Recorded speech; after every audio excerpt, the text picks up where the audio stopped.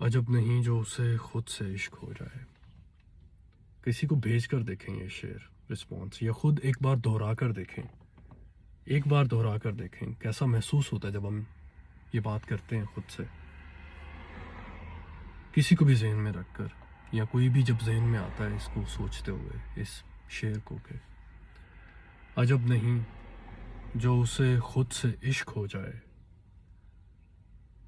ادا بھی رکھتا ہے ظالم، ادا شناس بھی ہے، اسے پسند بہت ہے گلاب کا کھلنا. ایسا مجھے تو چس آتی ہے یہ شعر پڑھتے ہوئے ہی، مزہ آتا ہے کتنا. کہ اسے پسند بہت ہے گلاب کا کھلنا، اور اتفاق سے وہ آئینے کے پاس بھی ہے. کیسا خوبصورت منظر ہے، کیسی خوبصورت بات ہے، کیسا ہی خوبصورت احساس ہے جو میں نے سوچا آپ لوگوں سے شیئر کروں اس خوبصورت دن میں. بڑے دنوں بعد دھوپ نکلی یہاں پہ، اور کتنی مزیدار بات ہے کہ میں اللہ نے توفیق دی ہوئی ہے کسی طرح کچھ شیئر کرنے کی. تو بہرحال بہت شکریہ.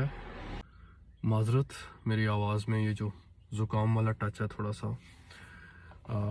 یہ زکام کے آخری دن ہے جب بندہ اتنا اریٹیٹ تو نہیں ہوتا، لیکن یہ لہجے میں جو سوز ہے بہرحال کسی نہ کسی طرح قائم رہتا ہے.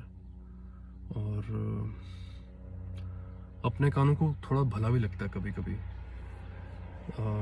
ویسے ہی جو سوز سے ہماری نسبت ہے وہ شاید ہے ہی اتنی نیچرل کہ بندہ تھوڑا اس کو سازگاری محسوس کرتا ہے ایک خاص پوائنٹ کے بعد. تو اسی طرح جیسے یہ زکام ایک خاص پوائنٹ کے بعد تھوڑا دوستانہ ہو گیا.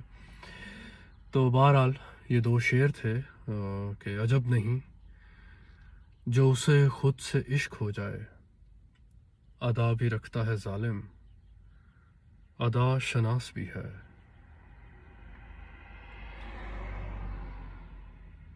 اسے پسند بہت ہے گلاب کا کھلنا، اور اتفاق سے وہ آئینے کے پاس بھی ہے. تو بہرحال پتہ نہیں میری آڈیو کیسی ہے اس زکام والے لہجے کے ساتھ، لیکن آپ لوگوں کے لیے ایک اسائنمنٹ ہے کہ مجھے بتائیں کہ یہ شعر کس شاعر کے ہیں. مجھے شاعر کا نام بھی بتائیں، اور مجھے پلیز یہ بھی بتائیں اگر آپ کو اسی شاعر کے کچھ اور اشعار بھی پسند ہیں. مجھے بہت اچھا لگے گا اگر کوئی ایک دو لوگ بھی اس شاعر تک پہنچ جاتے ہیں. اتنا مشکل نہیں ہے، بہت ہی آسان سا سوال ہے یہ. تو اور یہ کوئی اسائنمنٹ نہیں، آنیسٹلی میرے ذہن سے بھی نکل گیا، تو تھوڑی میری ہیلپ ہو جائے گی. مجھے پتا ہے ابھی شاید میں جب یہ گاڑی ڈرائیو کرنا شروع کروں تو شاید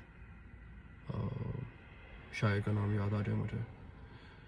تو بہرحال بہت لمبی ہوگی میری بات، اور بیچ میں ایسی زکام والی بھی میں نے ٹین ٹین ڈال دی. عجب نہیں جو اسے خود سے عشق ہو.